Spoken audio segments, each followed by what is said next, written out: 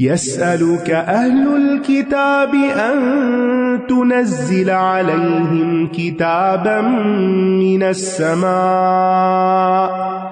فقد سألوا موسى أكبر من ذلك فقالوا أرنا الله جهرة فأخذتهم الصاعقة بظلمهم ثم اتخذوا العجل من بعد ما جاءتهم البينات فعفونا عن ذلك وآتينا موسى سلطانا مبينا ورفعنا فوقهم الطور بميثاقهم وقلنا لهم ادخلوا الباب سجدا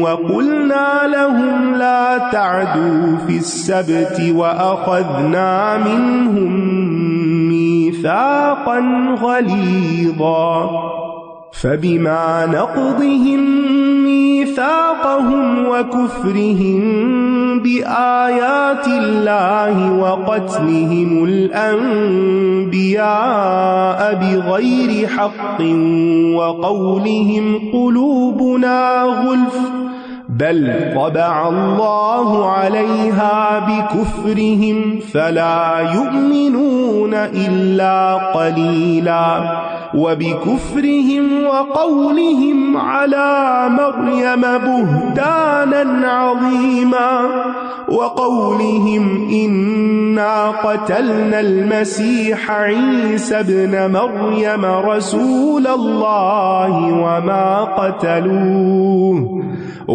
قتلوه وما صلبوه ولكن شبه لهم وإن الذين اختلفوا فيه لفي شك منه ما لهم به من علم إلا اتباع الظن وما قتلوه يقينا بل رفعه الله إليه وكان الله عزيزا حكيما وإن من أهل الكتاب إلا ليؤمنن به قبل موته ويوم القيامة يكون عليهم شهيدا فبظلم من الذين هادوا حرمنا عليهم طيبات أحلت لهم وبصدهم عن سبيل الله كثيرا وأخذهم الربا وقد نهوا عنه وأكلهم أموال الناس بالباطل وأعتدنا للكافرين منهم عذابا أليما لكن الراسخون في العلم منهم والمؤمنون يؤمنون بما أنزل إليك وما أنزل من قبلك والمقيمين الصلاة والمؤتون الزكاة والمؤمنون بالله واليوم الآخر أولئك سنؤتيهم أجرا عظيما। अहले किताब आपसे मुतालबा करते हैं कि आप उन पर आसमान से कोई किताब उतार लाएं, तो दर हकीकत इन्होंने मूसा से इससे भी बड़ी चीज का मुतालबा किया था जब उन्होंने कहा कि हमें अल्लाह को खुल्लम खुल्ला दिखा दो, यानी सामने दिखाओ। तो उनके जुल्म की वजह से बिजली की कड़क ने उन्हें पकड़ लिया। फिर इसके बावजूद कि उनके पास वाज़ेह निशानियां आ चुकी, उन्होंने बछड़े को माबूद बना लिया। फिर भी हमने उनसे दरगुजर किया और हमने मूसा को वाज़ेह गलबा अता किया और हमने उनसे पुख्ता अहद लेने के लिए कोहे तूर को उन पर उठा खड़ा किया और हमने उनसे कहा कि दरवाजे में आजिज़ी से झुकते हुए दाखिल होना और हमने इनसे कहा कि तुम हफ्ते के दिन में ज्यादती न करना और हमने इनसे पुख्ता अहद भी लिया था। फिर इनके अपना अहद तोड़ देने और अल्लाह की आयात के साथ कुफ्र करने और अंबिया को नाहक कत्ल करने और उनके ये कहने के सबब کہ ہمارے دل غلافوں میں ہیں، ہم نے ان پر لعنت کی، بلکہ اللہ نے ان کے کفر کی وجہ سے ان کے دلوں پر مہر لگا دی، پس وہ کم ہی ایمان لاتے ہیں۔ تو انسان جب اللہ کے عہد کو توڑتا ہے، بار بار نافرمانیاں کرتا ہے، تو پھر اللہ تعالیٰ دلوں پہ مہر لگا دیتا ہے، ہدایت کی توفیق چھین لیتا ہے۔ لہٰذا ہمیں اللہ سے دل کی اصلاح کی دعا کرتے رہنا چاہیے، اور گناہ ہو جائے تو ساتھ ساتھ توبہ کرتے رہنا چاہیے تاکہ دل محفوظ رہیں، ہدایت کو قبول کرنے کے قابل رہیں۔ اور ان کے کفر کرنے اور مریم پر بہت بڑا بہتان لگانے کی وجہ سے، اور ان کے یہ کہنے کی وجہ سے کہ بے شک ہم نے ہی اللہ کے رسول مسیح عیسی ابن مریم کو قتل کیا، حالانکہ نہ انہوں نے اسے قتل کیا اور نہ اسے سولی پر چڑھایا۔ یہ ہے قرآن کا بیان عیسیٰ علیہ السلام کے بارے میں تمام غلط فہمیوں کا رد، بلکہ یہ معاملہ ان پر مشتبہ بنا دیا گیا، اور بے شک جن لوگوں نے اس میں اختلاف کیا یقیناً وہ اس کے بارے میں بڑے شک میں پڑے ہوئے ہیں، انہیں اس کے بارے میں کوئی علم نہیں سوائے گمان کی پیروی کرنے کے، اور انہوں نے اسے یقینی طور پر قتل نہیں کیا۔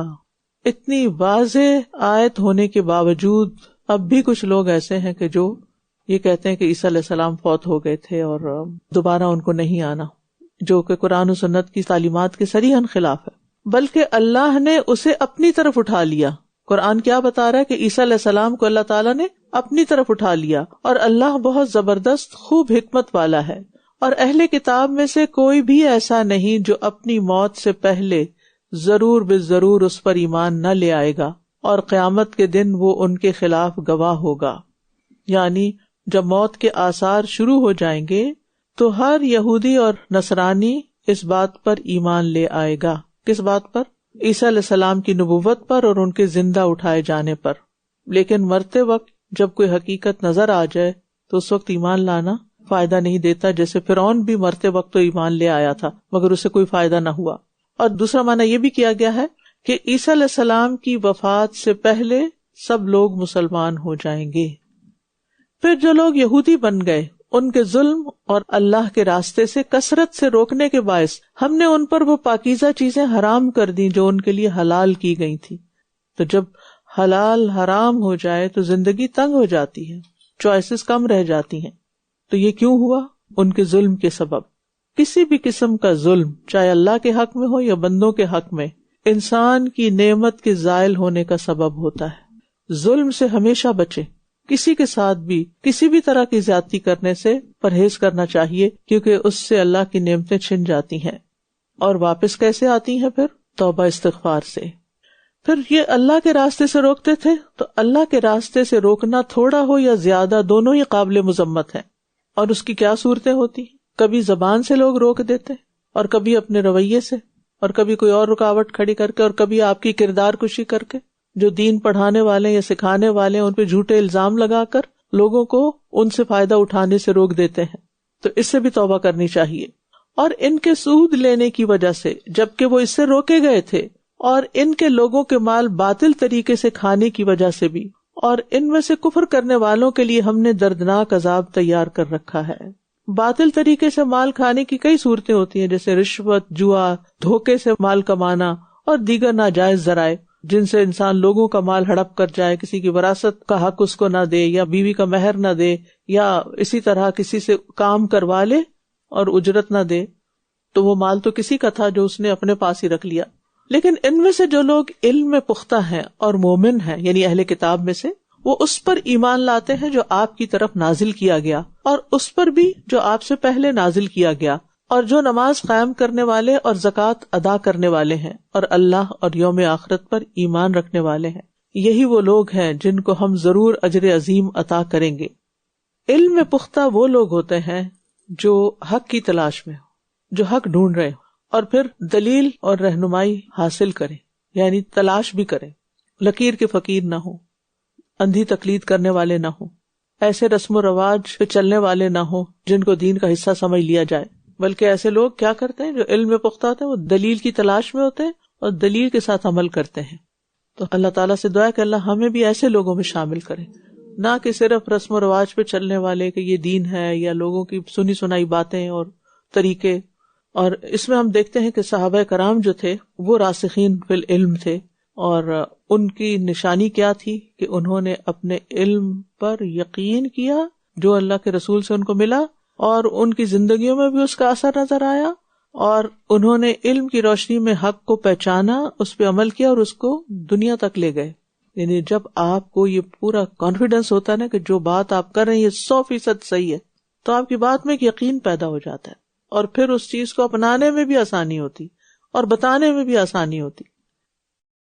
इन्ना औहैना इलैका कमा औहैना इला नूहिन वन्नबिय्यीन मिन बअदिही वऔहैना इला इब्राहीम वइस्माईल वइस्हाक़ वयअक़ूब वलअस्बात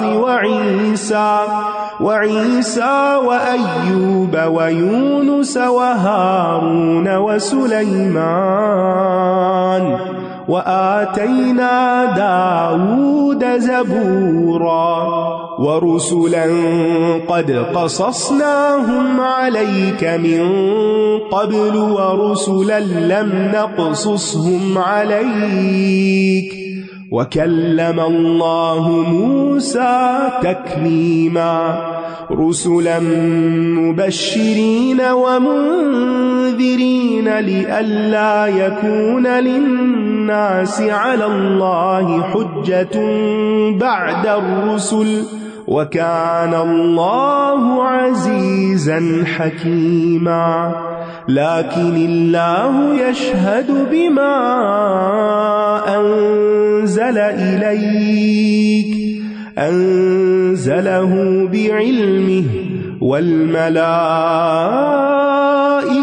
यशहदून वकफ़ा बिल्लाहि शहीदा इन्नल्लज़ीन कफ़रू वसद्दू अन सबीलिल्लाहि क़द ضल्लू ضलालन बईदा इन्नल्लज़ीन कफ़रू वज़लमू लम यकुनिल्लाहु लियग़फ़िर लहुम वला लियहदियहुम तरीक़ा इल्ला तरीक़ जहन्नम खालिदीन फीहा अबदा वकान ज़ालिक अलल्लाहि यसीरा या अय्युहन्नास क़द जाअकुमुर रसूलु बिल्हक़्क़ि मिर रब्बिकुम फ़आमिनू खैरन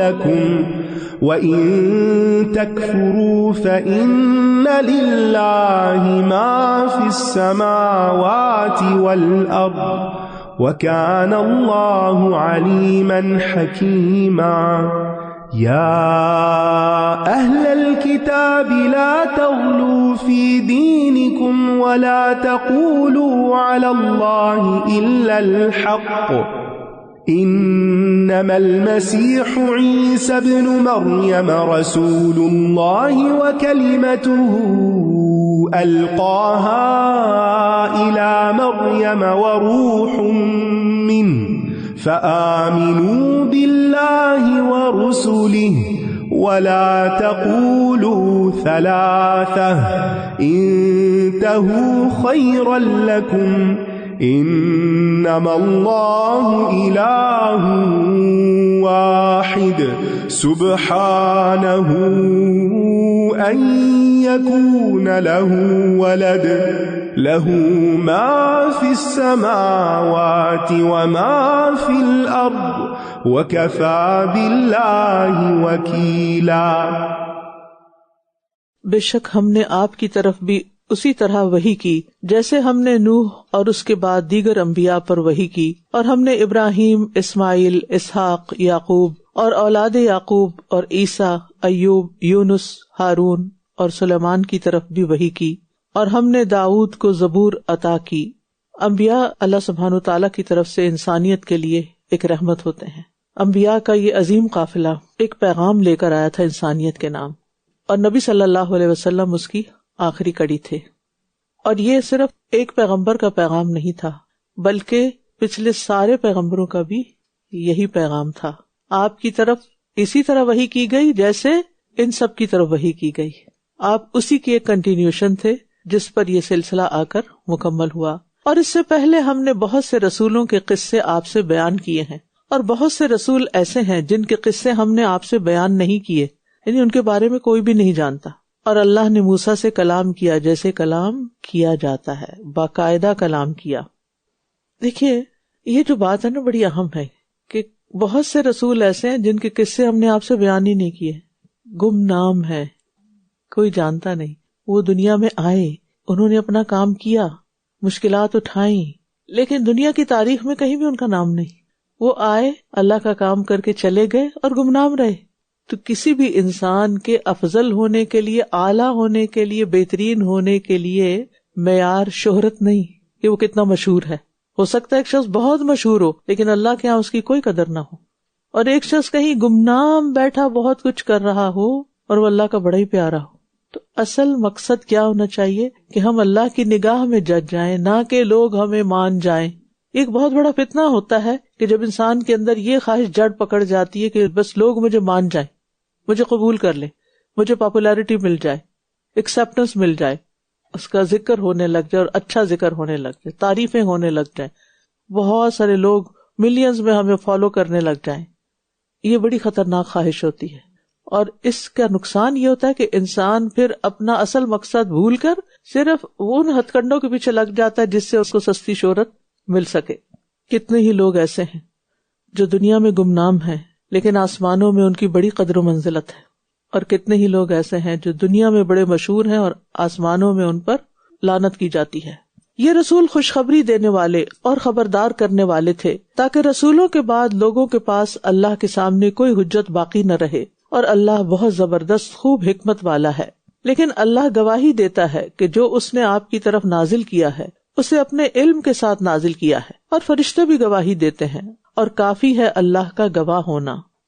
تو اس سے کیا پتہ چلتا ہے کہ صرف علم کا حاصل کر لینا کافی نہیں، اس کی بنا پر فضیلت نہیں ہوتی، بلکہ عمل کرنے والا افضل ہے کیونکہ وہ اللہ کی نگاہ میں بہتر ہے. بے شک جن لوگوں نے کفر کیا اور اللہ کے راستے سے روکا، یقیناً وہ گمراہی میں بہت دور نکل گئے ہیں.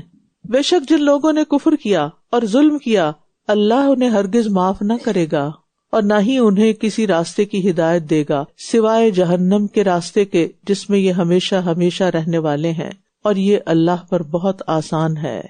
لہذا انسان ہر اس راستے سے بچے کہ جو اللہ کی ناراضگی کا ہے، کفر کا راستہ، ظلم کا راستہ، کیونکہ یہ راستہ جہنم کی طرف لے جاتا ہے.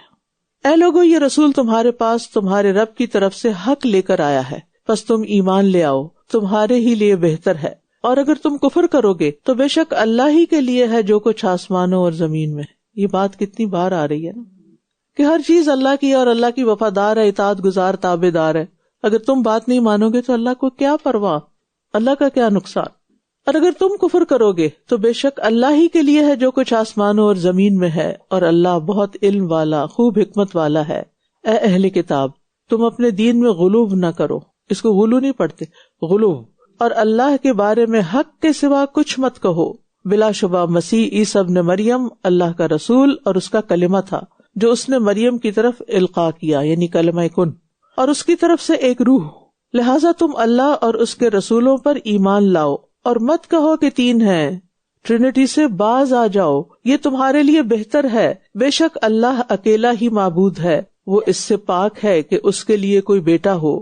آسمانوں اور زمین میں جو کچھ ہے اسی کا ہے، اور کافی ہے اللہ کارساز. تو یہاں اہل کتاب کو غلو سے منع کیا گیا. غلو کیا ہوتا ہے؟ ایسا مبالغہ جو غیر معقول ہو، چاہے وہ افراط کی جانب ہو یا تفریط، کسی کی قدر بہت بڑھا دینا یا بہت گھٹا دینا، یعنی کسی کی تائید اور حمایت میں حد سے باہر نکل جانا یا کسی کی تنقید اور تنقیص میں حد سے نکل جانا. غلو کرنے والا حق پر نہیں ہوتا، وہ دراصل اپنی خواہش کا بندہ ہوتا ہے اور وہ جھوٹ گڑتا ہے، اور اس سے بڑے فساد کا دروازہ کھلتا ہے. تو یہاں کچھ کاموں سے منع کیا گیا اور کچھ کا حکم دیا گیا. کس سے منع کیا گیا؟ اللہ پر جھوٹ گڑنے سے. اور یہ کیا ہوتا ہے؟ بغیر علم کے اللہ کے ناموں، اس کی صفات، اس کے افعال، اس کے دین، اس کے رسولوں کے بارے میں کوئی بات کہنا اپنی مرضی سے، اپنی طرف سے، اپنی عقل سے، جس کی کوئی حقیقت یا دلیل یا بنیاد نہ ہو. اور کس چیز کا حکم دیا گیا؟ حق بات کہنے کا. لہٰذا ہم سب کو ہوشیار رہنا چاہیے، اس بات پہ احتیاط کرنی چاہیے کہ کوئی بات بغیر علم کے نہ کریں. مثلاً اگر کوئی آپ سے یہ سوال کرے کہ جب فرعونیوں پر خون کا عذاب اترا تھا یا مینڈکوں کا، تو وہ بنی اسرائیل پر بھی اترا تھا، تو کیا جواب دیں گے آپ؟ اول تو اس طرح کا سوال کرنا نہیں چاہیے، اس کا کوئی فائدہ نہیں. اترا تھا یا نہیں، ختم ہو گیا، بات ختم.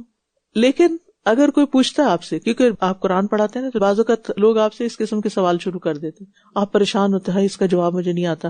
پریشان ہونے کی ضرورت نہیں، اطمینان رکھیں، بلکہ ان کو سمجھائیں کہ ان سوالوں کا مقصد کیا ہے، یعنی آپ اس سے کیا سیکھنا چاہتے ہیں، نیت کیا ہے، ارادہ کیا ہے، یا ایسے وقت گزاری کے لیے ادھر ادھر کی باتیں. دوسری بات یہ کہ آپ اس وقت کہیں کہ مجھے علم نہیں، کیونکہ میرا علم وہ ہے جو قرآن میں لکھا ہوا ہے نا، یعنی میں صرف اس کے مطابق ہی جانتی ہوں، یا نبی صلی اللہ علیہ وسلم کی حدیث سے. ان دونوں میں تو مجھے کوئی ایسی رہنمائی نہیں ملی. تیسرا یہ کہ اگر کسی اور نے کچھ لکھا بھی ہے تو مجھے اس کی اوتھینٹسٹی کا نہیں پتا کہ وہ صحیح ہے بھی یا نہیں. لہذا جس چیز کے بارے میں جانتے نہیں، سکون سے، تسلی سے، خوش دلی سے کہے لا ادری. امام مالک جو تھے، ان کے پاس ایک شاگرد، ان کا مغرب یعنی سمجھے موراکو اور یہ جو الجیریا وغیرہ اس طرف کے علاقوں کو مغرب کہا جاتا ہے، تو وہاں سے پڑھنے کے لیے آیا، کچھ سوال لے کر آیا وہاں کے لوگوں کے اور کچھ سیکھنے کے لیے آیا. تو جب اس نے ایک سوال کیا تو امام مالک نے کہا لا ادری، دوسرا کیا، تیسرا کیا، تو وہ ہر جواب میں کہ لا ادری، نہیں پتا. سوال بھی بعض اوقات عوام اسی قسم کے ہوتے ہیں نا، جن کا کوئی سر پیر نہیں ہوتا. تو انہوں نے کہا کہ میں اتنی دور سے آیا ہوں، میں جا کے کیا جواب دوں گا کہ امام مالک کہتے ہیں لا ادری. انہوں نے کہا ہاں، تم جا کر کہنا مالک کہتا ہے لا ادری. صرف ایکسپٹ کرنے کی بات ہے نا، اپنی کمزوری کو مان لینا، اپنی لا علمی کا اعتراف کر لینا بڑی سکون کی بات ہے. اور جھوٹی بات کرنا اور اللہ پہ جھوٹ باندھنا اور غلط بات کہنا اور اپنے علم کا اظہار کرنا اور اپنی قابلیت کو منوانا جھوٹ کی بنیاد پر، اس کی کوئی حقیقت نہیں اور اس سخت نقصان دہ ہے. تو ان چیزوں سے بچنا چاہیے، کیونکہ بعض اوقات آپ جیسے دین کی بات پڑھ رہے ہوتے ہیں، لوگ آپ سے بڑی بڑی توقعات رکھ لیتے ہیں کہ آپ علامہ ہو چکے ہیں. آپ آرام سے کہیے کہ میں زیادہ نہیں جانتی، بس اتنا ہی بتا سکتی جتنا میں جانتی ہوں، میرا علم تو بڑا محدود ہے. اعتراف کر لینے میں بڑا سکون ہے اور جھوٹ بولنے میں سخت بے سکونی ہے. لن يستنكف المسيح أن يكون عبدا لله ولا الملائكة المقربون ومن يستنكف عن عبادته ويستكبر فسيحشرهم إليه جميعا فأما الذين آمنوا وعملوا الصالحات فيوفيهم أجورهم ويزيدهم من فضله وأما الذين استنكفوا واستكبروا فيعذبهم عذابا أليما ولا يجدون لهم من دون الله وليا ولا نصيرا يا أيها الناس قد جاءكم برهان من ربكم وأنزلنا إليكم نورا مبينا فأما الذين آمنوا بالله واعتصموا به فسيدخلهم في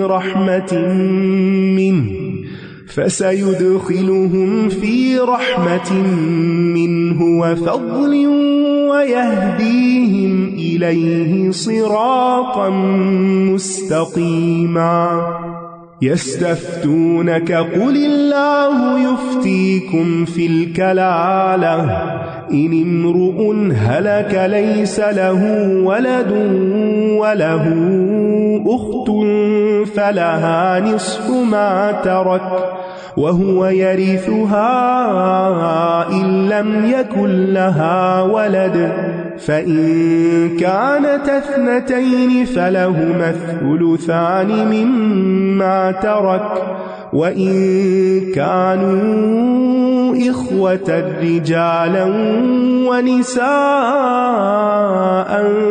فَلِلذَّكَرِ مِثْلُ حَظِّ الْأُنثَيَيْنِ يُبَيِّنُ اللَّهُ لَكُمْ أَن تَضِلُّوا وَاللَّهُ بِكُلِّ شَيْءٍ عَلِيمٌ۔ مسیح ہرگز اس بات کو عار نہیں سمجھتا کہ وہ اللہ کا بندہ ہو، اور نہ ہی مقرب فرشتے عار سمجھتے ہیں، اور جو کوئی اس کی عبادت کو عار سمجھتا ہے اور تکبر کرتا ہے تو وہ ضرور ان سب کو اپنی طرف اکٹھا کرے گا۔ یاد رکھیے، بندگی کا مقام، بندہ بننا سب سے زیادہ عزت والا مقام ہے اللہ کی نگاہ میں۔ 3 عزت کے مقامات پر نبی صلی اللہ علیہ وسلم کا ذکر عبد کہہ کر کیا گیا۔ نزول وحی کے وقت الحمدللہ الذی انزل علی عبدہ الکتاب، اسراء و معراج کی بلندیوں پہ جاتے وقت سبحان الذی اسری بعبدہ لیلا من المسجد الحرام الی المسجد الاقصی، اور دعا وَأَنَّهُ لَمَّا قَامَ عَبْدُ اللَّهِ يَدْعُوهُ كَادُوا يَكُونُونَ عَلَيْهِ لِبَدًا، اور یہ کہ جب اللہ کا بندہ اس کو پکارنے کے لیے کھڑا ہوا تو قریب تھا کہ وہ اس پر گروہ در گروہ جمع ہو جائیں۔ تو نبی صلی اللہ علیہ وسلم کے لیے یہ بڑی آنر کی بات تھی کہ وہ اللہ کے بندے ہوں۔ رسول تو ہیں لیکن بندہ رسول، نہ کہ فرشتہ رسول۔ پھر رہے وہ لوگ جو ایمان لائے اور انہوں نے نیک عمل کیے تو وہ انہیں ان کے اجر پورے پورے دے گا اور انہیں اپنے فضل سے زیادہ بھی عطا کرے گا۔ اور رہے وہ لوگ جنہوں نے اس کی عبادت کو عار سمجھا اور تکبر کیا تو وہ انہیں دردناک عذاب دے گا، اور وہ اپنے لیے اللہ کے سوا کوئی حمایتی اور مددگار نہ پائیں گے۔ عبادت کا انکار، عبادت کو عار سمجھنا کہ میری شان کے خلاف ہے، یہ تکبر ہے، اور تکبر اگر رائی کے دانے برابر بھی دل میں ہوگا تو انسان جنت میں نہ جا سکے گا۔ تکبر حق سے منہ موڑنا اور لوگوں کو کمتر سمجھنا ہے، اس کو تکبر کہتے ہیں۔ یعنی لوگوں کو خاطر میں نہ لانا، کچھ نہ سمجھنا، اپنے سے کمتر سمجھنا کہ میں ان سے بہتر ہوں۔ یہ ابلیس کا قول تھا، انا خیر منہ۔ اور دوسری طرف حق بات سامنے آ جائے، دلیل سامنے آ جائے، پھر بھی وہ کہے میں نہ مانوں، میں نہیں مانتا، میں بس جو سوچتا ہوں وہی ٹھیک ہے، تو اس کو تکبر کہتے ہیں، ہٹ دھرمی۔ اے لوگو، یقیناً تمہارے پاس تمہارے رب کی طرف سے ایک دلیل آ چکی ہے، اور ہم نے تمہاری طرف ایک واضح نور نازل کیا ہے۔ برہان کہتے ہیں واضح دلیل کو جو فریقین، دو جگڑنے والوں کے درمیان فیصلہ کن حیثیت رکھتی ہو، ایسی دلیل جو حق کو واضح کر دے، اور واضح نور جو زندگی کے ہر معاملے میں بہترین رہنمائی دینے والا ہو۔ تو کتاب اللہ ہماری زندگیوں کے لیے ایک روشنی کی حیثیت رکھتی ہے، لہذا جو شخص نور چاہتا ہے، وہ نور کہ جو اس کی زندگی اور دوسروں کی زندگی کو روشن کر دے، تو اس کو چاہیے کہ وہ کتاب اللہ کو لازم کر لے، یہ اندھیروں سے نکال دے گا۔ اگر حق پہچان لینے کے بعد بھی دل میں اندھیرا رہ جائے، قرآن پڑھنے کے بعد بھی دل میں اندھیرا ہو، تو اس کی کیا وجہ ہے؟ اس کا مطلب ہے کہ اس نے اس کو 100% نہیں لیا، بعض لیا اور بعض نہیں لیا۔ جو پورا لے لے گا تو روشن ہو جائے گا۔ تو رہے وہ لوگ جو اللہ پر ایمان لائے اور انہوں نے اسے مضبوطی سے پکڑا، تو ضرور وہ انہیں اپنی طرف سے رحمت اور فضل میں داخل کرے گا اور انہیں اپنی طرف سیدھے رستے کی ہدایت دے گا۔ اور جو کتاب کو نہیں تھامے گا، مضبوط نہیں پکڑے گا، اللہ پہ توکل نہیں کرے گا، تو وہ اس خیر سے محروم رہے گا۔ جو اللہ نے نور بھیجا ہے نا، یہ اس کی طرف اشارہ ہے کہ اس نور کو مضبوطی سے پکڑا، کتاب کو مضبوطی سے پکڑا۔ مضبوطی سے پکڑنے کا مطلب کیا ہے؟ کہ انسان کسی حال میں بھی اس سے دور نہ ہو، اپنی زندگی کا ایک لازمی حصہ بنا لے کہ اس کے بغیر تو زندگی ہے ہی نہیں، یہ میرے لیے لائف لائن ہے۔ جیسے آکسیجن ضروری ہے نا، ایسے قرآن کا نور بھی میرے لیے ضروری ہے، دل کے غموں اور اندھیروں سے نکلنے کے لیے اور زندگی کے سارے مسائل سے نکلنے کے لیے۔ اور جو نہیں تھامے گا وہ اس سے محروم رہے گا، جو مضبوط نہیں پکڑے گا۔ اور اسی طرح یہ بھی کہ اللہ کے کلام پر مخلوق کے کلام کو ترجیح نہ دیں۔ کسی نے لکھا کہ میں قرآن پاک کی تلاوت کر رہا تھا اور میرے ہاتھ میں مصحف تھا، تو ایسے ہی دل میں خیال آیا کہ ذرا فون کھول کر دیکھوں کوئی اور میسج تو نہیں آیا ہوا۔ تو کہتے میں نے تلاوت روک دی اور سیل فون کھول لیا اور پیغام دیکھنے لگا، اور مصحف میرے دوسرے ہاتھ میں تھا کہ کسی کا میسج آیا کہ مالک بن دینار فرماتے ہیں، جو شخص اللہ کے کلام سے مخلوق کے کلام کی طرف رجوع کرے اس کا علم کمزور ہے، دل اندھا ہے، اور اس نے اپنی زندگی برباد کر دی ہے۔ کہتے ہیں یہ پڑھتے ہی میں سخت شرمندہ ہوا کہ میں نے کیا چھوڑ کے کیا کام شروع کر دیا. اور آج آپ دیکھیں کہ ہم میں سے اکثریت کا یہی حال ہے. قرآن پڑھ رہے ہوں، نماز پڑھ رہے ہوں، موبائل ساتھ ہے، جو کر رہے ہیں وہ چھوڑا اور فٹ کچھ اور کرنا شروع کر دیا. اور ایک تو ہم نے جو نوٹیفیکیشنز آن کیے ہوئے ہیں، ہر لمحہ ڈسٹربنس. مجھے سمجھ نہیں آتی کہ اس کی کیا ضرورت ہے کہ ہر وقت ہم لوگوں کے لیے حاضر رہیں. اپنے اوقات مقرر کریں. یعنی جیسے اب خاص طور پر رمضان آ رہا ہے، کچھ وقت عبادت کے لیے، کچھ وقت لوگوں کی خدمت کے لیے، کچھ ذاتی کام کرنے کے لیے. ہر شخص اپنا اپنا ٹائم ٹیبل ضرور بنائے اور اس وقت میں وہی کام کرے. اور جو عبادت کا وقت ہے وہ عبادت ہی کے لیے ہو، کسی اور کام کے لیے نہ ہو. اور یکسوئی سے کریں. ٹھیک ہے کوئی بہت مجبوری کی بات ہے، ضروری چیز ہے، تو پھر اس وقت وہ کام کر لیں. یا دنیا کے کام کاج کرتے ہوئے، کھانا پکاتے ہوئے، اور چیزیں کرتے ہوئے اس وقت آپ ٹھیک ہے دونوں کام کرتے رہیں، لیکن ہر وقت نہیں. کچھ وقت رب کے لیے، کچھ آپ کی اپنی ذات کے لیے، کچھ آپ کے گھر والوں کے لیے، اور کچھ لوگوں کے لیے. ٹھیک ہے نا. اور پھر یہ ہے کہ رمضان آ رہا ہے، میری سب سے بہت ہمبل ریکویسٹ ہے کہ سوائے بہت ضروری میسج کے کسی کو بھی، یہ نہیں کہ مجھے، کسی کو بھی میسج نہ کریں. کوئی مسئلہ ہے تو پہلے خود حل کرنے کی کوشش کریں، دعا کریں، گڑ گڑائیں، اللہ کے سامنے جائیں، اللہ سے مدد مانگیں. ہمیں نہیں پتا یہ رمضان ہماری زندگی میں پھر آتا ہے کہ نہیں آتا، اس لیے اس سے خوب فائدہ اٹھائیں. بعض لوگ کے موبائل تو نماز کی حالت میں بھی پھر کھلے رہ جاتے ہیں اور پھر وہ اپنی نماز میں بھی خلل ڈالتے ہیں اور دوسروں کی بھی. اللہ تعالیٰ ہم سب کے دلوں کو ہدایت دے دے. اور پھر یہ کہ جو ایمان رکھتے ہیں وہ دنیا اور آخرت میں صراط مستقیم پر ہوں گے. وہ آپ سے فتویٰ مانگتے ہیں، کہہ دیجئے اللہ تمہیں کلالہ کے بارے میں فتویٰ دیتا ہے. اگر کوئی ایسا شخص مر جائے جس کی کوئی اولاد نہ ہو اور اس کی ایک بہن ہو تو اس کے لیے اس کے ترکے کا آدھا حصہ ہے اور وہ اس بہن کا وارث ہوگا اگر اس بہن کی کوئی اولاد نہ ہو. پھر اگر وہ 2 بہنیں ہوں تو ان دونوں کے لیے اس بھائی کے ترکے میں سے 2/3 حصہ ہے. اور اگر وہ کئی بہن بھائی مرد اور عورتیں ہوں تو مرد کے لیے 2 عورتوں کی مانند حصہ ہے. اللہ تمہارے لیے احکام واضح کرتا ہے تاکہ تم گمراہ نہ ہو جاؤ، اور اللہ ہر چیز کو خوب جاننے والا ہے. تو اللہ تعالیٰ نے میراث کی تقسیم خود کر دی. اگر لوگوں پر چھوڑ دیتا تو وہ کبھی صحیح فیصلہ نہ کر پاتے، اور اگر وحی الہی نہ ہوتی، ہدایت کا یہ راستہ نہ ہوتا تو دنیا صرف گمراہی میں ہی ڈوبی ہوئی ہوتی.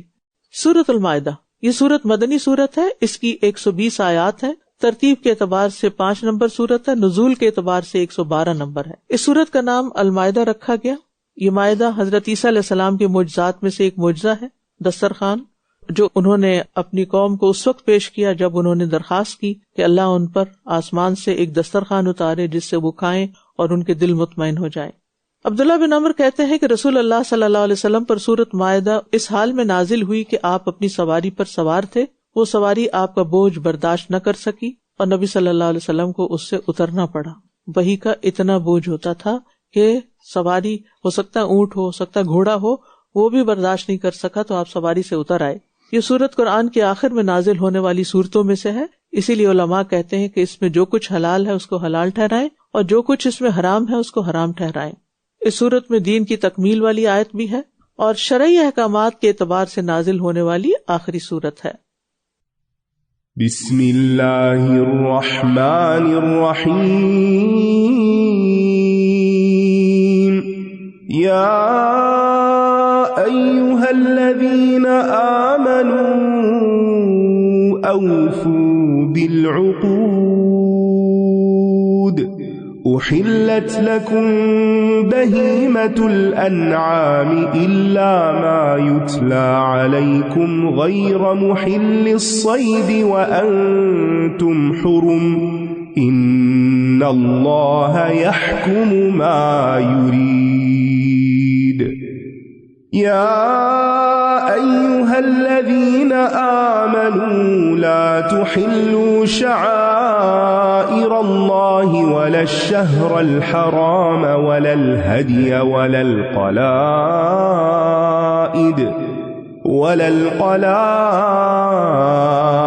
ولا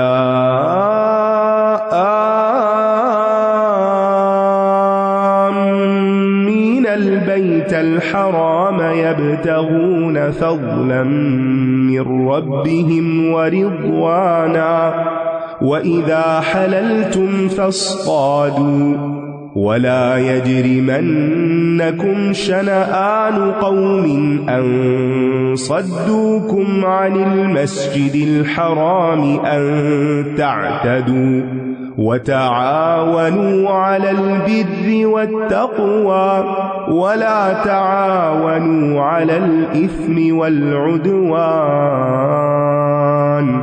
واتقوا الله إن الله شديد العقاب. حرمت عليكم الميتة والدم ولحم الخنزير وما أهل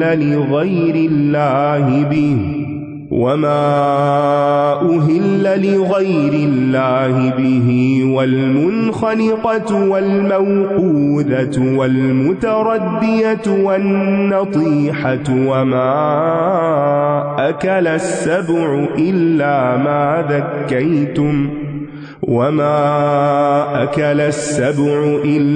ما ذكيتم وما ذبح على النصب وأن تستقسموا بالأزلام ذلكم فسق. اليوم يئس الذين كفروا من دينكم فلا تخشوهم واخشون. اليوم أكملت لكم دينكم وأتممت عليكم نعمتي ورضيت لكم الإسلام دينا. فمن اضطر في مخمصة غير متجانف لإثم فإن الله غفور رحيم. يسألونك ماذا أحل لهم قل أحل لكم الطيبات وما علمتم من الجوارح مكلبين تعلمونهن مما علمكم الله فكلوا مما أمسكن عليكم واذكروا اسم الله عليه واتقوا الله إن الله سريع الحساب. اليوم أحل لكم الطيبات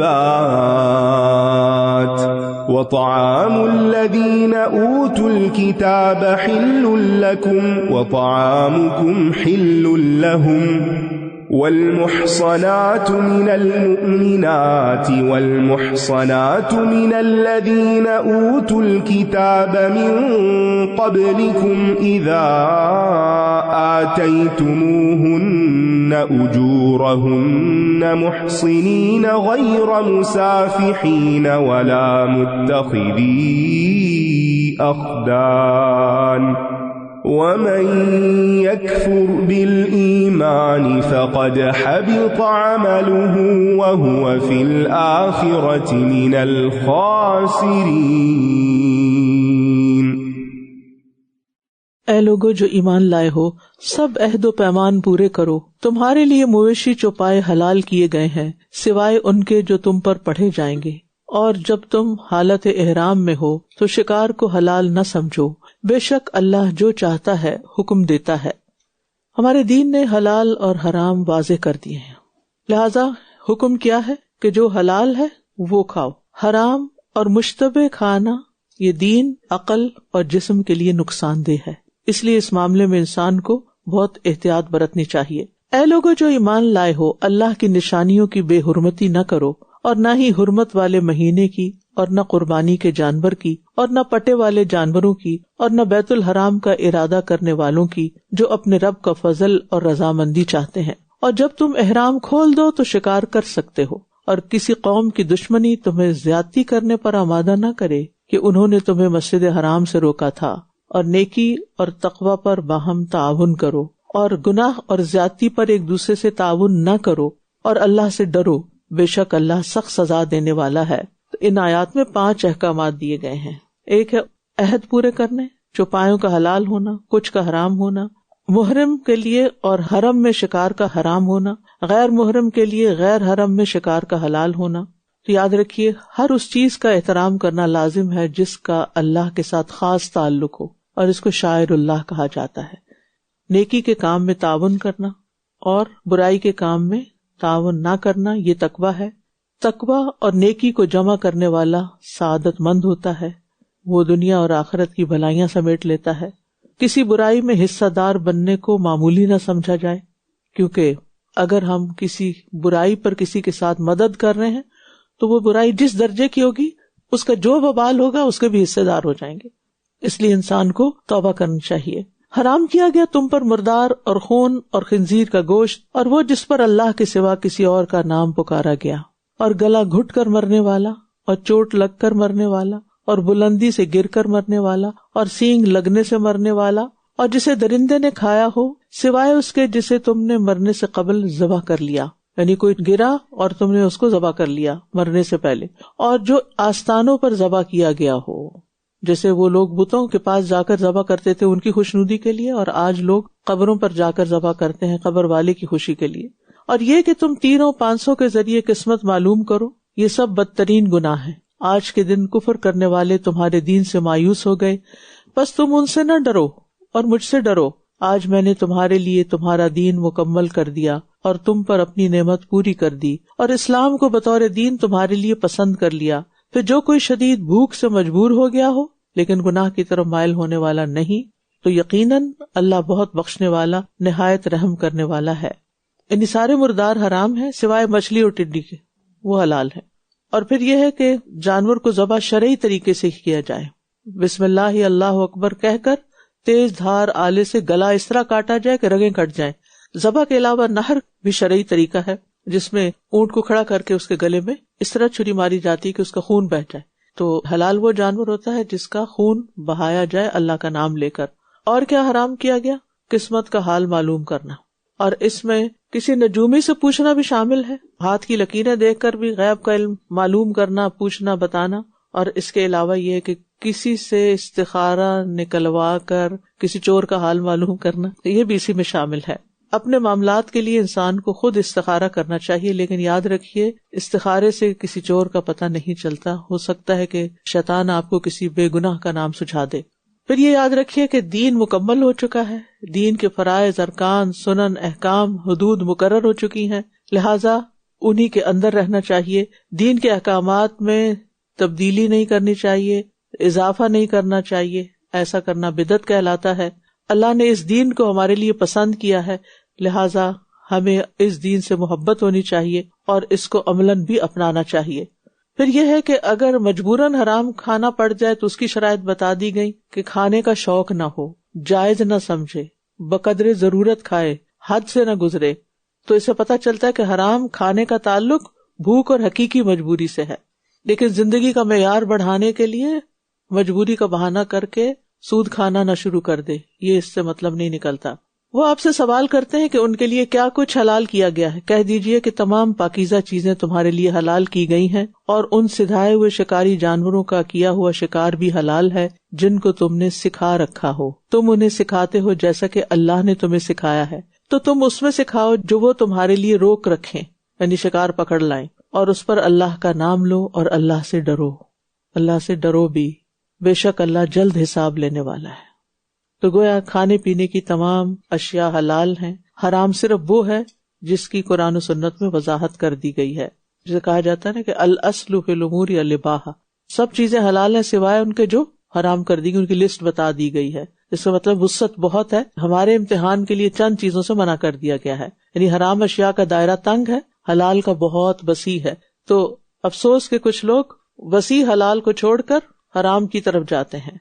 اور پھر آپ دیکھیے کہ یہاں پر جن شکاری کتوں کو سدھایا جاتا ہے ان کی بھی بڑی ویلیو، کہ ان کا پکڑا ہوا جانور حلال ہے، اس سے علم کی فضیلت بھی پتہ چلتی ہے۔ اور پھر صحابہ کرام جو تھے وہ نبی صلی اللہ علیہ وسلم سے جہاں کوئی مشکل ہوتی تھی سوال کر لیا کرتے تھے۔ پھر فرمایا آج کے دن تمہارے لیے تمام پاکیزہ چیزیں حلال کر دی گئیں، اور اہل کتاب کا کھانا تمہارے لیے حلال ہے اور تمہارا کھانا ان کے لیے حلال ہے، اور مومن عورتوں میں سے وہ جو پاک دامن ہیں اور تم سے پہلے جنہیں کتاب دی گئی ان کی پاک دامن عورتیں بھی نکاح کے لیے حلال ہیں، جبکہ تم انہیں ان کے مہر دے کر قید نکاح میں لانے والے ہو، نہ کہ بدکاری کرنے والے اور نہ چھپے دوست بنانے والے۔ اور جو کوئی ایمان کا انکار کرے گا تو یقیناً اس کا عمل ضائع ہو گیا اور وہ آخرت میں خسارہ پانے والوں میں سے ہوگا۔ تو اہل کتاب کا وہ ذبیحہ جو مسلمانوں کی شرائط کے مطابق ذبح کیا گیا وہ حلال ہے، ہر ذبیحہ حلال نہیں. اور وہ شرائط آپ کو معلوم ہے کہ اس کا خون بہایا گیا ہو، اللہ کا نام لے کر ذبح کیا گیا ہو. ایسے طریقوں سے ذبح کرنا جس میں خون نہ بہتا ہو یا اللہ کا نام نہ لیا گیا ہو وہ حلال نہیں. نبی صلی اللہ علیہ وسلم نے اہل کتاب کا ذبیحہ کھایا، جیسا کہ خیبر کے موقع پر یہودی عورت کی طرف سے دی گئی زہر آلود بکری کا گوشت آپ نے کھا لیا تھا. اور پھر یہ کہ اہل کتاب کی عورتوں سے نکاح جائز ہے، لیکن نکاح باقاعدہ نکاح ہو، اگر دین جانے کا اندیشہ ہو تو پھر پسندیدہ نہیں. لقد من اللہ علی المؤمنین اذ بعث فیہم رسولا من انفسہم یتلو علیہم آیاتہ ویزکیہم ویعلمہم الکتاب والحکمت وإن كانوا من قبل لفی ضلال مبین. یقیناً اللہ نے مومنوں پر احسان کیا جب انہی میں سے ایک رسول ان میں بھیجا، وہ انہیں اللہ کی آیات پڑھ کر سناتا ہے اور ان کا تزکیہ کرتا ہے اور انہیں کتاب و حکمت کی تعلیم دیتا ہے، اور یقیناً اس سے پہلے وہ کھلی گمراہی میں تھے. قرآن مجید کی تلاوت اور سماعت کے وقت اپنی نیت کی تجدید کر لیجئے. قرآن ہدایت، برکت، اللہ کی رحمت اور اللہ کا قرب پانے کا ذریعہ ہے، لہذا اللہ سبحانہ وتعالی ہمیں یہ سب نعمتیں عطا فرمائے. مجھے قرآن اس لیے پڑھنا چاہیے تاکہ میں صراط مستقیم پر چل سکوں، تاکہ میں اپنے نفس، شیطان اور خواہشات کے خلاف جہاد کر سکوں. یہ قرآن میرے لیے سفارشی ہو، میرے لیے روشنی ہو، دنیا میں بھی، قبر میں بھی اور حشر کے دن بھی. اللہ سبحانہ تعالیٰ سے دعا ہے کہ اللہ تعالیٰ اس قرآن کو میرے لیے شفا کا ذریعہ بنائے، میری جسمانی، روحانی، اخلاقی ہر طرح کی بیماریوں کی شفا. اللہ سبحانہ تعالیٰ ہمارے غموں، دکھوں اور تمام پریشانیوں کو دور فرمائے. آج ہم آغاز کریں گے سورۃ المائدہ کی آیت نمبر 6 سے. یا ایھا الذین آمنوا اذا قمتم الى الصلاة فاغسلوا وجوهكم وأيديكم الى المرافق وامسحوا برؤوسكم وأرجلكم إلى الكعبين وإن كنتم جنبا فاطهروا وإن كنتم مرضى أو على سفر أو جاء أحد منكم من الغائط أو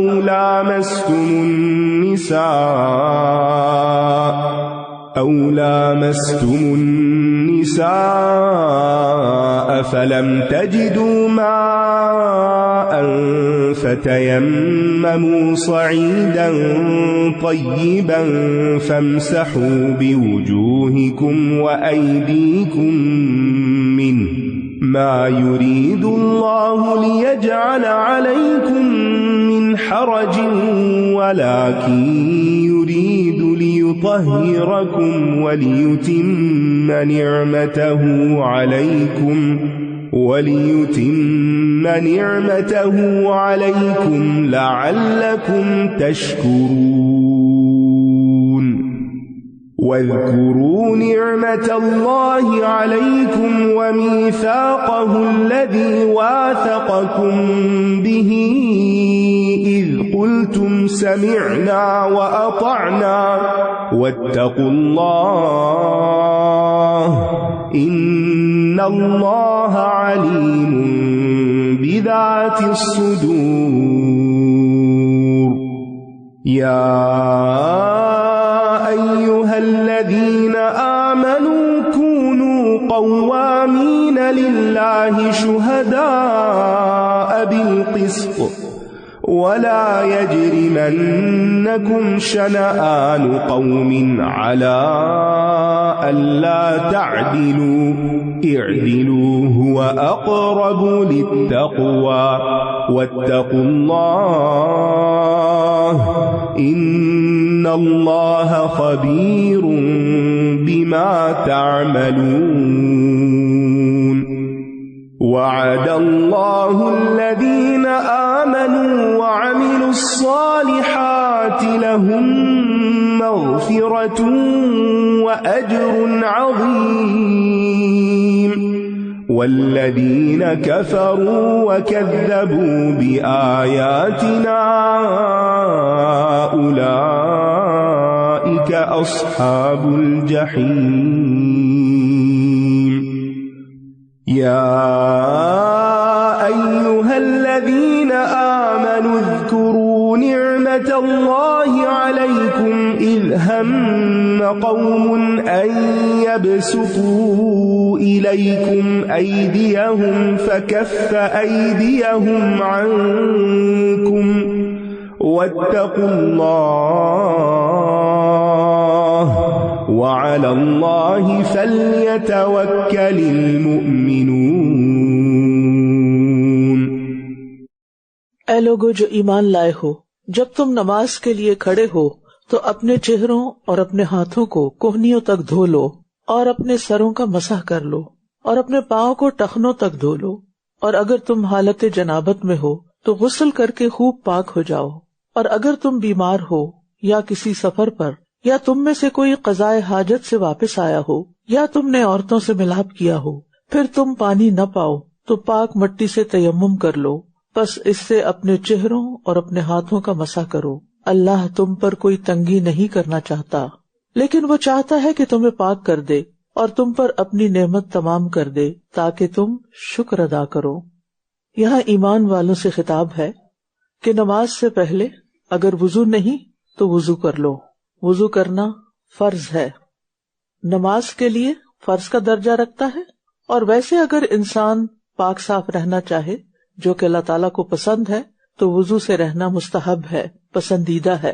اور یہاں پر وضو کا طریقہ بتا دیا گیا، اس کے فرائض بتا دیے گئے کہ اپنے چہروں کو دھو، ہاتھوں کو کوہنیوں تک انکلوڈنگ کوہنی، اور سروں کا مسح اور پاؤں کو ٹخنوں سمیت دھونا۔ گردن کا مسح جو ہے وہ سنت سے ثابت نہیں، اسے سنت سمجھ کر کرنا بدعت ہوگا۔ اور وضو میں ترتیب سے آزاد ہونے چاہیے۔ رسول اللہ صلی اللہ علیہ وسلم نے ہمیشہ ترتیب سے وضو کیا ہے، اور اعضاء کو 3 مرتبہ سے زیادہ دھونا جائز نہیں، اللہ کہ کوئی صابن لگ گیا ہے اور وہ دھو رہے ہیں، یا کہیں پر کوئی چیز ایسی ہے کہ جس کو دھونے میں ذرا زیادہ پانی لگ رہا ہے تو وہ اور بات ہے۔ قرآن نے یہاں 4 اعضاء کا بس ذکر کیا ہے، لیکن عملی طریقہ وضو کا ہم سنت میں سیکھیں گے، اور مسنون وضو کا طریقہ سیکھنا چاہیے، اور اس کے لیے کتابیں بھی موجود ہیں، انٹرنیٹ پہ بہت سے ڈیمونسٹریشن بھی آپ کو ملیں گی، ویڈیوز کی شکل میں یا پوسٹرز کی شکل میں۔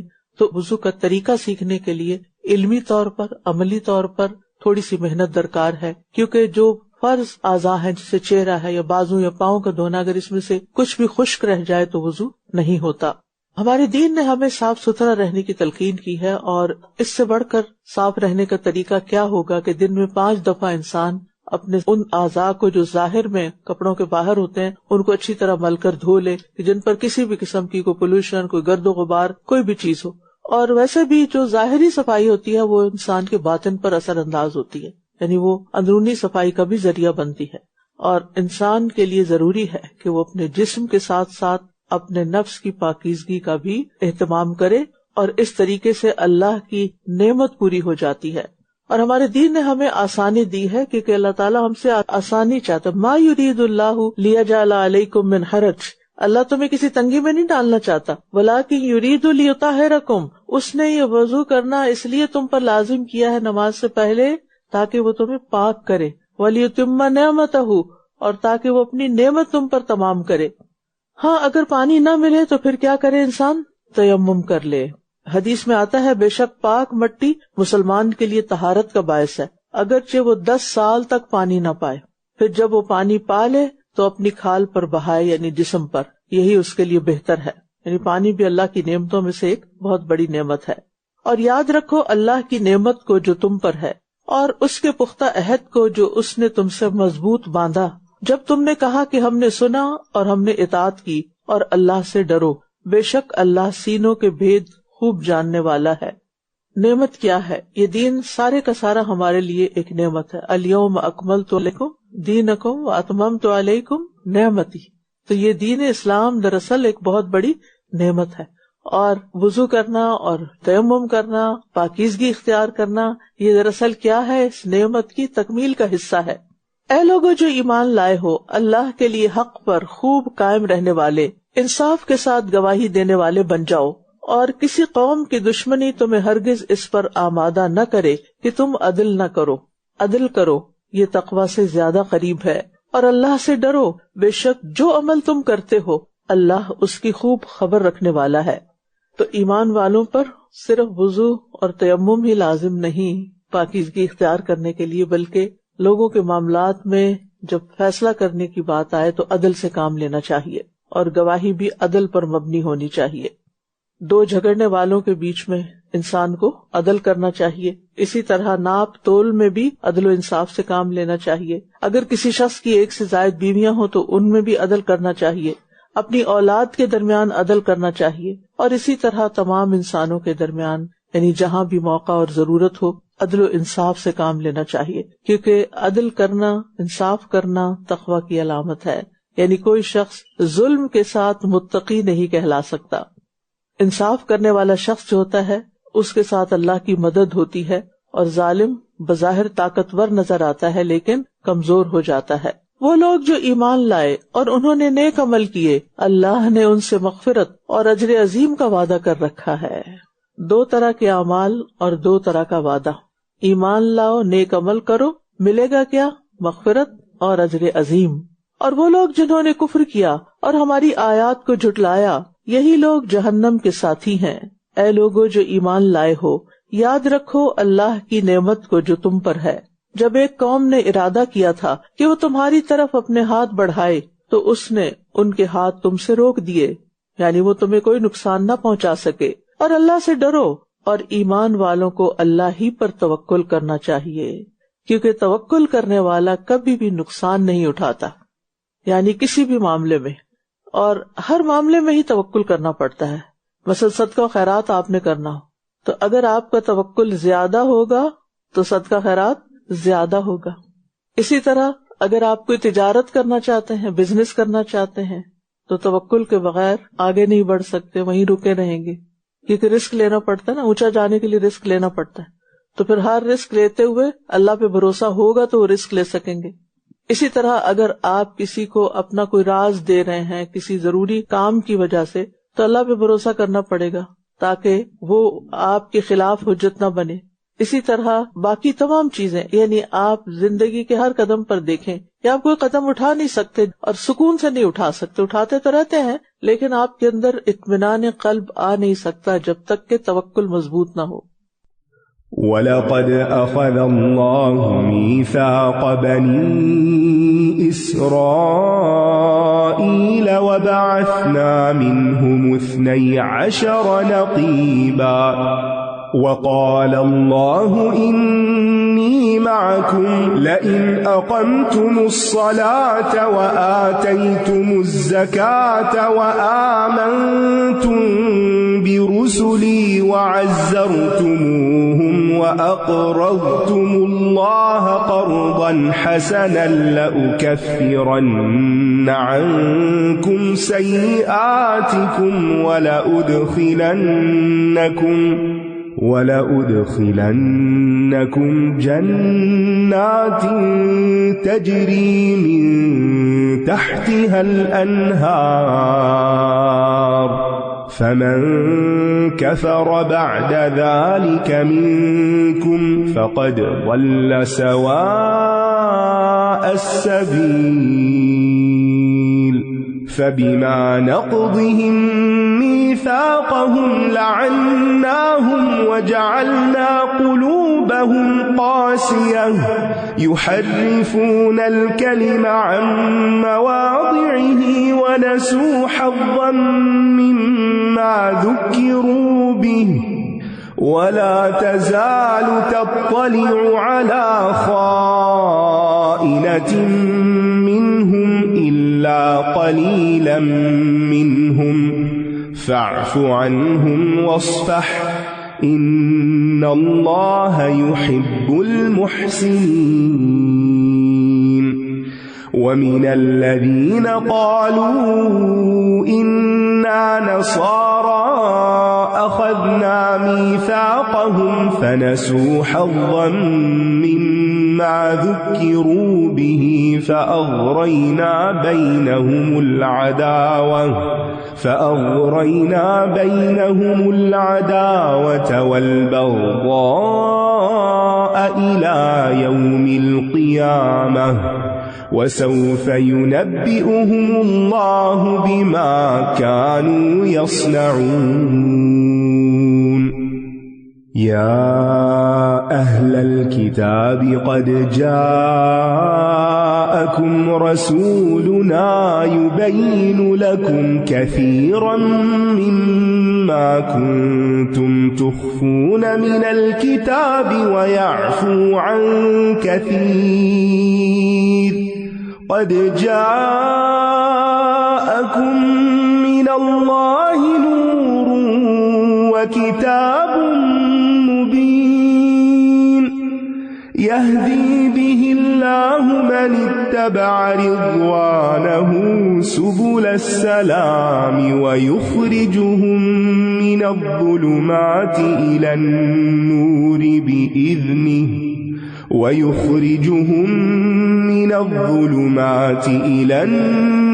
بإذنه ويهديهم إلى صراط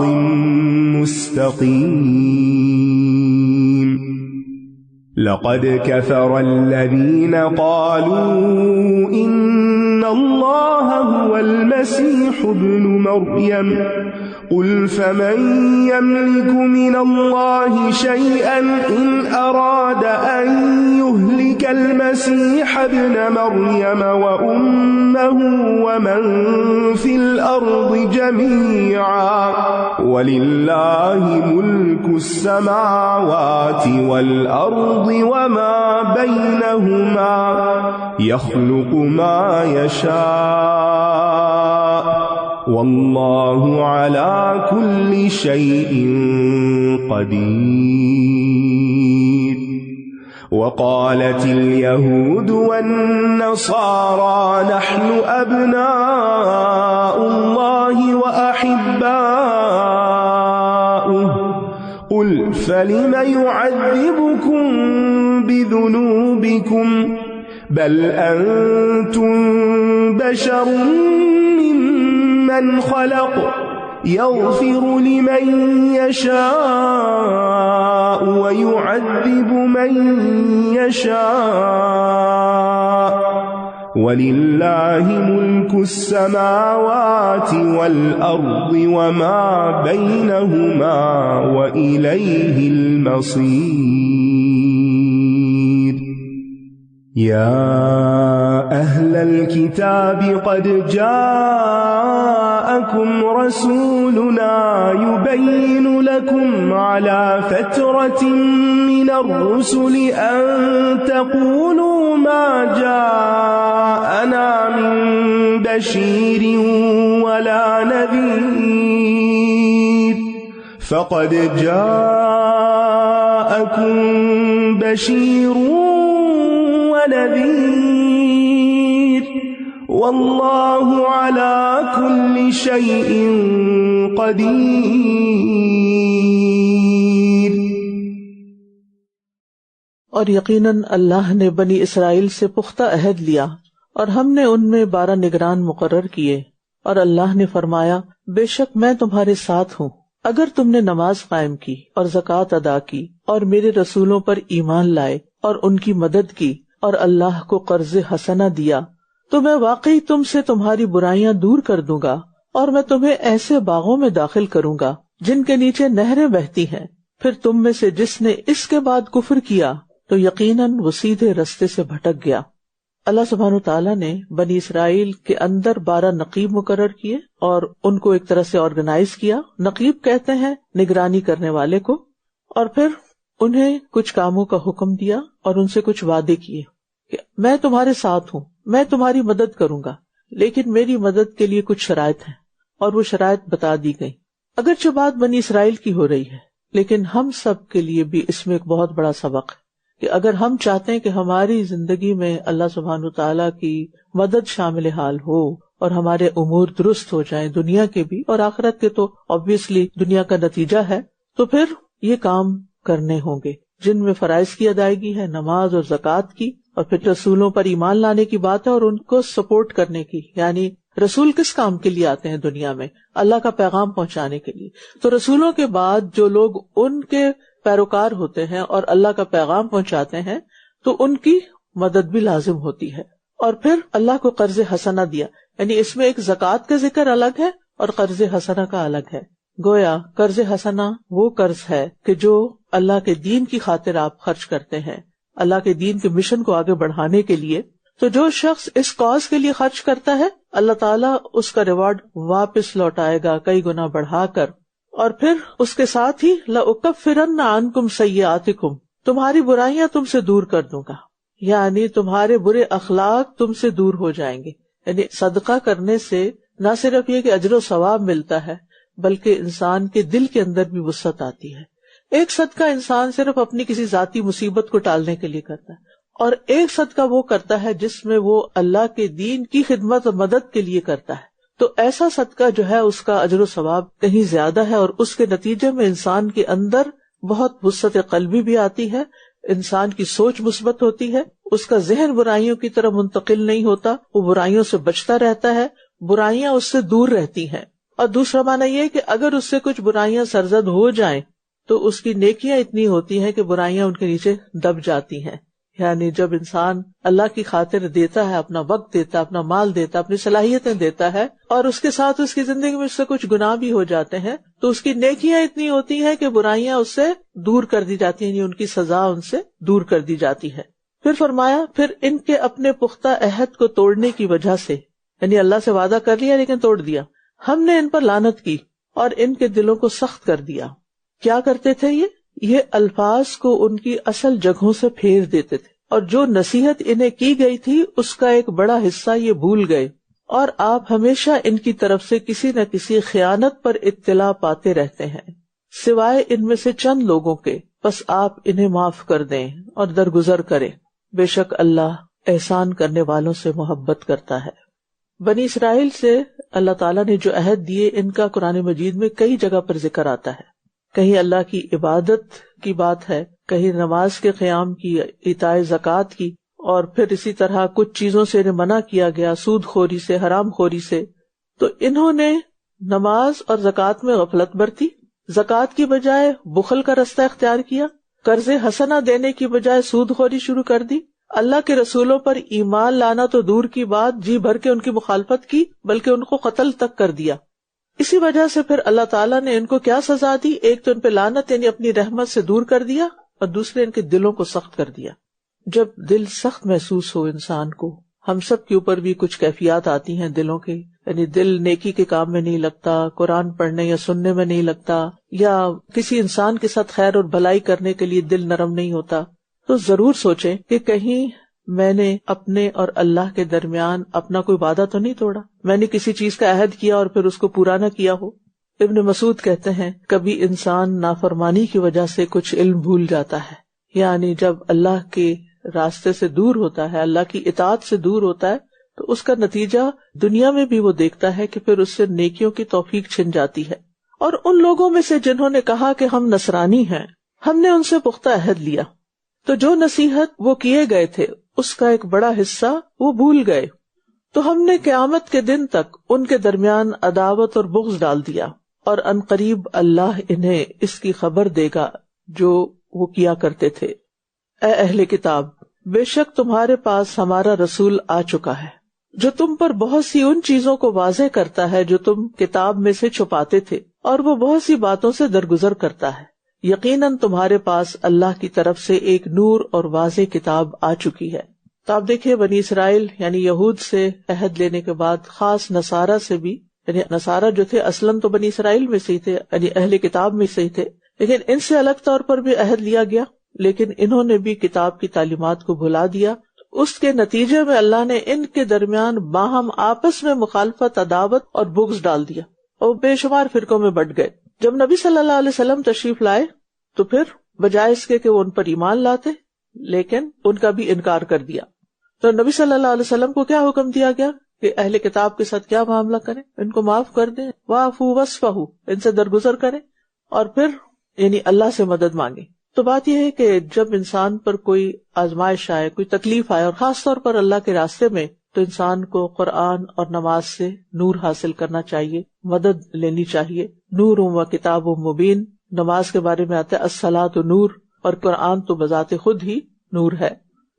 آپ یہ دو نسخے آزما کر دیکھیے. جب بھی دل بھاری ہو، جب بھی غم کی کیفیت ہو، کسی چیز میں دل نہ لگتا ہو، تو ایک تو نماز پڑھنا شروع کریں، اچھے سے وضو کریں ٹھنڈے پانی سے، اور اس کے بعد یکسوئی کے ساتھ نماز پڑھیں اور سجدے میں روئیں اور دعا کریں. اور خاص طور پر یہ دعا، اللہم اہد قلبی، اللہ میرے دل کو ہدایت دے دے، میرا دل ٹھیک کر دے. وسدد لسانی واسلل سقیمۃ صدری، میرے دل کا میل کو چال باہر نکال دے، جو بھی اس میں تکلیف ہے. اور دوسرے انسان قرآن کی تلاوت شروع کر دے. اگر پڑھا نہیں جا رہا تو سننا شروع کر دے، تو قرآن شفا ہے. اس کے ذریعے سے اللہ ان لوگوں کی جو اس کی رضامندی کے طلبگار ہیں سلامتی کے راستوں کی طرف رہنمائی کرتا ہے. قرآن سے آپ کو جواب بھی مل جاتا ہے، اور اپنے اذن سے انہیں اندھیروں سے نکال کر روشنی کی طرف لاتا ہے اور سیدھے راستے کی طرف ان کی رہنمائی کرتا ہے. یعنی قرآن اپنے تھامنے والوں کو راستہ دکھاتا ہے. مشکلات اور بے قراریوں کے اندھیرے سے صرف قرآن کے نور سے ہی نکلا جا سکتا ہے، کیونکہ یہ اللہ کا وعدہ ہے. یقیناً ان لوگوں نے کفر کیا جنہوں نے کہا کہ بے شک اللہ ہی مسیح ابن مریم ہے. کہہ دیجئے تو کون اللہ کے آگے کسی چیز کا اختیار رکھتا ہے اگر اس نے ارادہ کر لیا کہ وہ مسیح ابن مریم کو اور اس کی ماں کو اور جو بھی زمین میں ہے سب کو ہلاک کر دے. اور اللہ ہی کے لیے ہے آسمانوں اور زمین کی بادشاہت اور جو کچھ ان دونوں کے درمیان ہے. وہ جو چاہتا ہے پیدا کرتا ہے، اور اللہ ہر چیز پر خوب قدرت رکھنے والا ہے. نصارہ کے جتنے بھی فرقے ہیں وہ سب کے سب عیسیٰ علیہ السلام کو خدا ماننے کے قائل ہیں. پرانے زمانے میں یہ صرف نصرانیوں کے ایک فرقے یعقوبیہ کا عقیدہ تھا، مگر اس زمانے میں جو تین بڑے فرقے ہیں جیسے پروٹیسٹنٹ، کیتھولک اور آرتھوڈاکس، یہ سب تثلیث کے قائل ہیں، ٹرینٹی کے. اور اصل ان کا مقصد یعنی کس چیز پر یہ اکٹھے ہیں کہ مسیح علیہ السلام کو الہ مانتے ہیں، یعنی خدا اور مسیح ایک سمجھتے ہیں. تو اسی پر اللہ سبحانہ وتعالیٰ نے اس بات کو کفر قرار دیا. لقد کفر الذین، یعنی ایسا کہنا، ایسا سمجھنا کیا ہے؟ کفر ہے. آج ہم دیکھتے ہیں کہ مسلمانوں کے اندر بھی ایسے لوگ پیدا ہو گئے ہیں جو نبی صلی اللہ علیہ وسلم کا درجہ یا اللہ تعالیٰ کے برابر کر دیتے ہیں اور یا پھر اس سے بھی بڑھا دیتے ہیں. مثلا مشہور شعر ہے نا، خدا جو پکڑے چھڑا لے محمد، محمد جو پکڑے چھڑا کوئی نہیں سکتا، نعوذ باللہ. اور اسی طرح وہ کہتے ہیں وہی جو مستوی عرش تھا خدا ہو کر اتر پڑا مدینے میں مصطفیٰ ہو کر، نعوذ باللہ. یعنی کہتے ہیں کہ جو مدینہ میں محمد صلی اللہ علیہ وسلم آئے یہ اصل میں پہلے عرش پر تھے، خدا تھے، اور وہ خدا زمین پہ آ گئے. کیا فرق رہ گیا مسلمانوں میں اور دوسروں میں؟ اس طرح کے عقائد مسلمانوں کے اندر پائے جاتے ہیں جو صریحاً شرک ہے، اور اس سے خود بھی دور رہنا چاہیے اور جو لوگ کر رہے ہیں ان کو پیار سے سمجھانا بھی چاہیے کہ یہ چیز نقصان دہ ہے، کیونکہ اللہ تعالیٰ شرک کو معاف نہیں کرے گا، اور یہ اللہ تعالیٰ کے ادب کے خلاف ہے، اور اللہ تعالیٰ کی عظمت اور اس کی جو صفات ہیں ان سب کی ایک طرح سے نفی ہے. اور یہود و نصارہ نے کہا ہم اللہ کے بیٹے اور اس کے محبوب ہیں.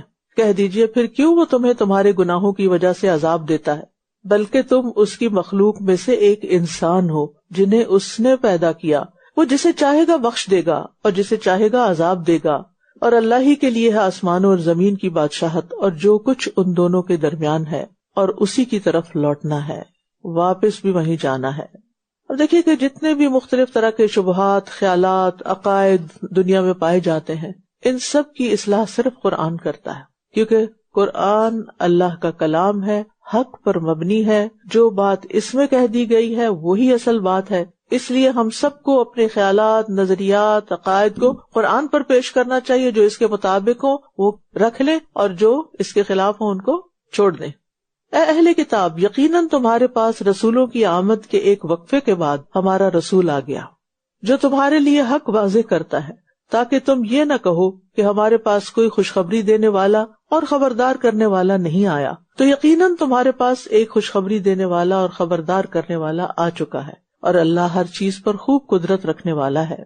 عیسیٰ علیہ السلام اور نبی صلی اللہ علیہ وسلم کے درمیان کوئی نبی نہیں آیا، اور پھر ایک وقفے کے بعد یعنی کچھ 100 سال کے بعد نبی صلی اللہ علیہ وسلم تشریف لائے، اور اس کی ضرورت اس لیے بھی تھی کہ پچھلی کتابوں میں جو تبدیلیاں ہو چکی ہیں اور دین کی شکل بگاڑ دی گئی تھی، تو دین کو اپنی اصل شکل میں لوگوں کے سامنے پیش کیا جائے۔ پچھلی کتابوں کی حفاظت ان کے علماء کے ذمے کی گئی تھی، قرآن کی حفاظت کا ذمہ اللہ نے خود لیا اور رہتی دنیا تک کے لوگوں کے لیے ہدایت کے پیغام کو محفوظ کر دیا۔ لہٰذا جو بھی ہدایت چاہتا ہو اسے کیا کرنا چاہیے؟ اس کتاب کی طرف رجوع کرنا چاہیے۔